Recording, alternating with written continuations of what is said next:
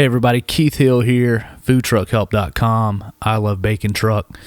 Here we are. Happy Monday. It's early in the morning on Monday. I'm sitting here with my coffee, and like I said, I just wanted to start this, little podcast, 10 to 20 minutes every day when I'm sitting at my desk doing some work and have something to pass on.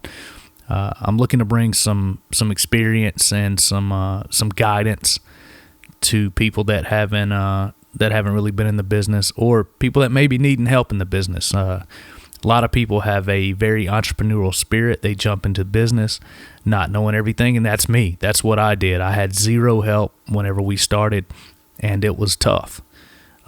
It basically took me 2 or 3 years to get my feet under me and realize what in the hell I was supposed to be doing. So I'm hoping this helps. I'm hoping this helps everybody avoid the pitfalls and the potholes, as I like to call them.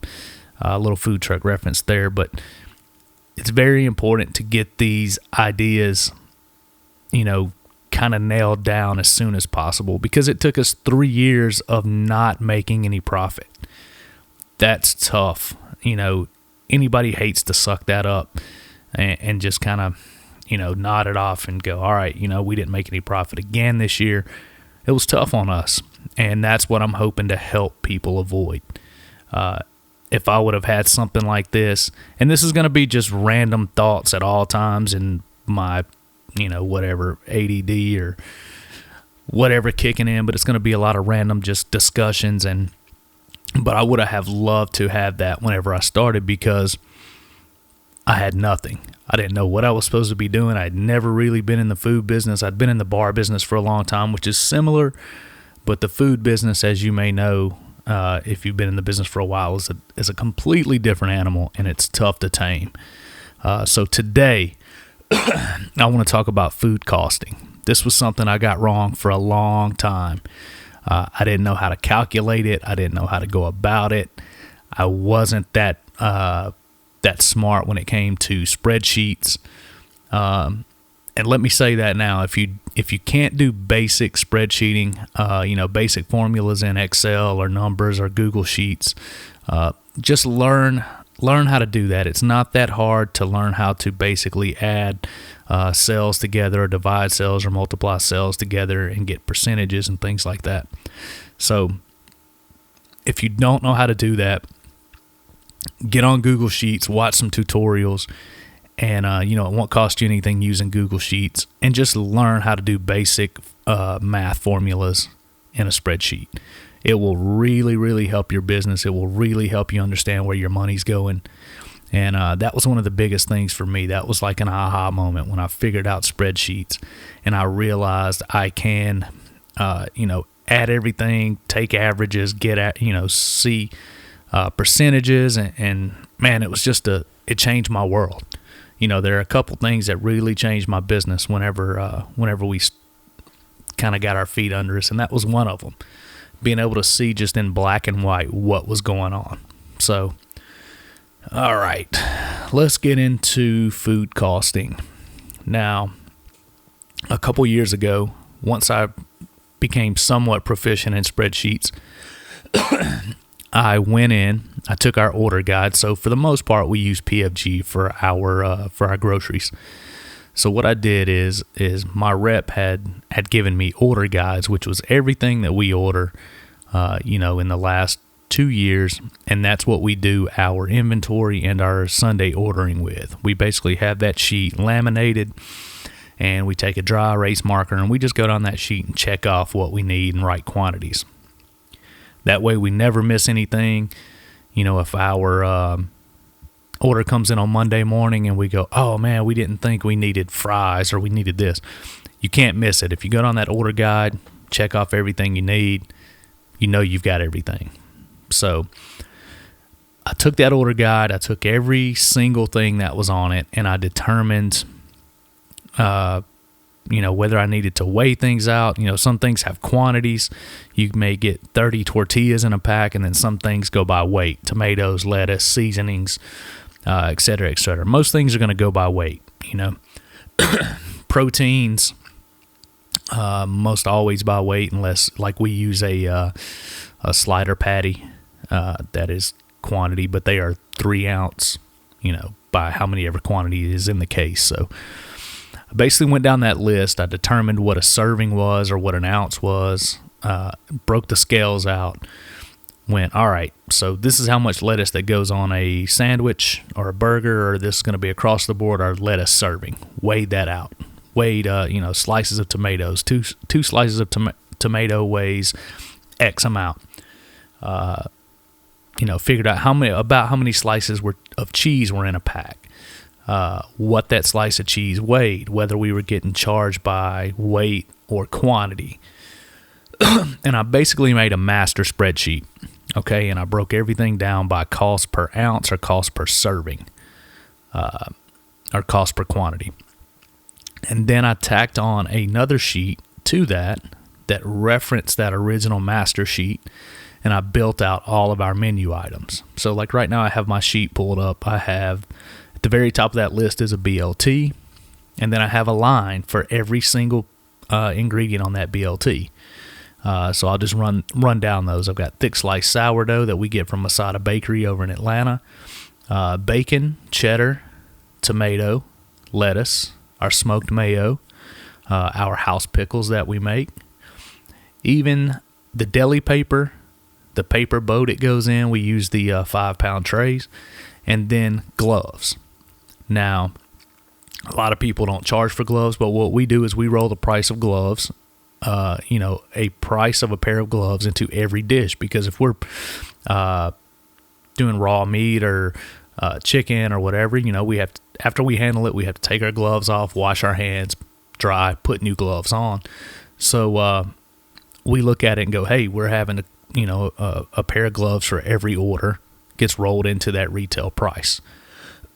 So then what I did was I made a column for cost per ounce or piece, then a column for multiplied for quantity, what that should cost retail, and then what the total is of that line item. So say, for instance, we've got thick sliced sourdough costs us about 24 cents a slice, so call it a quarter. Multiplied for quantity, 2 times to make a sandwich, you've got 49 cents. So it's working off the fractions in there, of course. So you got 24 in cost per piece, but then multiplied for quantity, you got 49. So there's some fraction in there I'm not seeing because I've got it set on a currency preset.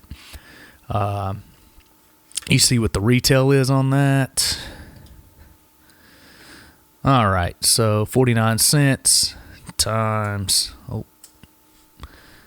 86 cents should be the retail on that piece of bread. So one piece of bread should be 86 cents to the customer by the time it gets multiplied out. Quantity times 2, $1.71. And then I've got all of my retail prices in a line, multiplied for quantity. And then basically at the bottom of that line, it says what that cost. So total cost on that, on my whole BLT, is $2.47. That's everything. That's bread, bacon, cheese, tomato, lettuce, etc., all the way down to the gloves it takes to make it. And then what you want to do is multiply that by 3.5, okay? Times 4 if you want to get 25% food cost. And then we adjust that to an actual menu price that we think looks good. We go with 95 or 97, so if we want it to be $10, we say it's $9.97. $9.95 is actually what we're using in this spreadsheet right now. So we also look at what it should cost, and we go, all right, going rate on this is $10. So at that, we're looking at 24.82% food cost, which is great. A lot of people are at 35%. If you're doing volume, if you're doing ridiculous volume, somebody like McDonald's or somebody like that, you can have 36% food cost because you're just turning over so much that it makes up for it. We found that about under 25% food cost is perfect for us. Just because we're not doing McDonald's numbers or Chick-fil-A numbers, we have to be able to make some profit. We get very small paychecks from the company. We get hourly just like our employees. And then we get whatever's left at the end of the year. So we want to make sure there's something left at the end of the year to make it worthwhile. So, for instance, I'll give some of our food costs here. Our BLT is 24.82. We do a grilled chicken bacon ranch wrap. That in this spreadsheet is at 18.87 percent food cost. We do a big sandwich with steak and egg and all kinds of craziness on it, so it's at 20.75% food cost. We do a grilled chicken avocado ranch bacon sandwich on brioche, 22.87% food cost. Our mac and cheese, 21.84. Our Cuban sandwich, we do a pork belly Cuban sandwich, 25.26. Inside out grilled cheese to 24.96. And then our burger, we get to our burger. So almost everything you've heard, we've been under 25%, which is considered amazing in the food business, right? So with our burger, we didn't do a burger for the first 4 years we were open. We thought, our thought was, man, you can get a burger anywhere. There's burgers on every single corner. In Alabama, it's the same way with barbecue. We didn't want to do anything with barbecue. We didn't want to do anything with burgers just because there are so many good options. I mean, even if you're eating a terrible burger from Burger King, it's still decent. People consider that a terrible burger, but if you go get a Whopper, it's not a bad meal. It's $3, so we didn't want to have to compete with that because we just knew that we didn't have the purchasing power to get a burger cheap enough to compete. But in year 5, we decided, let's try it. Let's see what happens. But we have to make an amazing burger that's as good as you can get from any national chain. So we used Shake Shack as kind of the goalpost. We both agreed that was probably one of the better burgers in the country, and we use that as a goalpost. We may have even taken a little inspiration from it. But that being said, we use a Martin's potato bun. We use Braveheart ground beef, which is not cheap. Bacon, and then all the vegetables and seasonings, and we use the expensive deli stacker pickles. And our sauce, the secret sauce that we made, has some very expensive ingredients in it. So we were struggling with the way, to keep the cost down, and we decided that we can't. We're just going to have to eat some of the food cost on it and use everything else to kind of make up for it. We're going to let everything else supplement it, basically. So on our burger, we're at 34.74% food cost. So I'll just call it 35%, which is our highest thing on the menu. In hindsight, it's actually now the best seller on our menu by far. So that cannibalized some of our other things that we were, making more money on. Not ideal, but overall it's okay because I feel like now we're probably doing volume to make up for it. Now that everybody knows we have a burger, we're probably doing a lot more volume. I know we're up 36% for 2019 in sales, and that's just over our original location. That's not every other location included. Our original location was kind of stagnant for about 3 years. We kind of did about the same amount of business for 3 years solid. And this year we have done a burger. I don't know if it's the cause for it, but we're up tremendously for sales this year. We also introduced some things like truffle parmesan fries, that are kind of high, 28.62%. But anything under 36, that's kind of the standard, I think, for food cost and for labor cost. Everybody's okay with 36%. So I think I'm hoping that should give everybody kind of an idea of where you should be and be able to stack a little money away at the end of the year and be able to cut yourself a check. So I'm using this to kind of introduce that we're probably going to release a package of some sort. I'm trying to put together a bunch of things now. All of these spreadsheets and business plans and proformas and planning. even our franchise agreements and our operations manuals and diagrams for assembling things and training materials. I'm trying to figure out some way to package that into a course or something that we should be able to pass off to you guys, so you've got everything you need, and all you've got to do is go in and edit the information. And this food costing spreadsheet will definitely be a part of that. So all you have to do is go plug in your numbers. The formulas are already there. You just edit what the ingredient is. You plug in your case price and plug in how many ounces per serving it is, and go from there. And then you've got your spreadsheet. And hopefully it just helps everybody out, helps everybody skip those 3 years of treading water that we had. So there you go. I mean, that's what we're working toward.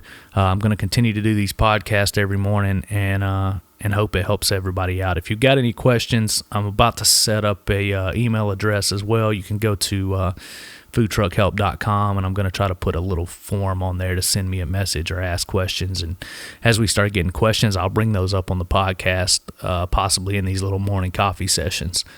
So if there's anything you'd like to know, or anything you'd like to know our system on the way I do it, feel free to get in touch and ask, and we'll go from there. And I will see you guys tomorrow morning for a few minutes. All right, get out there, make some money, and let's do it.